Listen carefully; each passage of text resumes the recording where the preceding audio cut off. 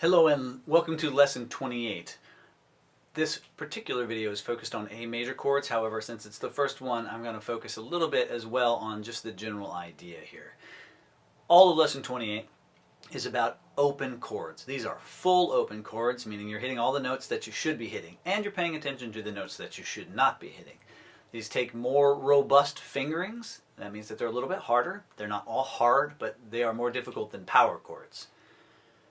I will do videos for each of the letters, so C, D, E, F, and G, and also my intention is to show you still easy versions that you can play of these chords, not just the hardest versions, where is appropriate. So this one is just about the introduction and the A chords. So right now we're going to go through A major, A minor, and A7, A dominant 7.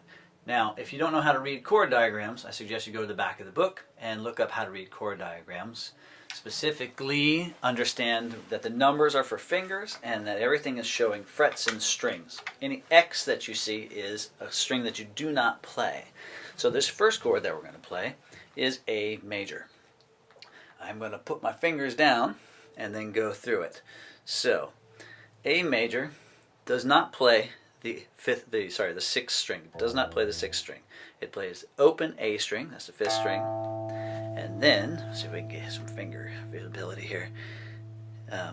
First finger is on the fourth string, second finger is on the third string, and your third finger is on the second string. All at the second fret. And then the bottom string is open. Now, you'll see lots of variations on this chord. You may see people do second finger on the top with first finger next and the third finger next. That's totally okay. You may see people playing it without the first finger, just using the second, third, and fourth finger. That's okay. All of these variations are fine. Just whatever's comfortable for you is what's important. Next chord is A minor. Now it's exactly the same strings. You don't play the sixth string, you just play the bottom five strings. And this chord looks like this. So, second finger is on the fourth string at the second fret. Third finger is on the third string at the second fret. And the first finger is on the first fret on that second string. And then you play open. Trying to get enough light on it here to make it work. You play the open fifth string, and then you play those, and then the last note is open. So, trying to get a good view here. You can see how my fingers work in the various spaces. Just as a note, and you probably know this by now, but make sure you can get your fingers as close to the back of the fret as possible, just as a demonstration. If I'm right behind the fret, the note sounds good.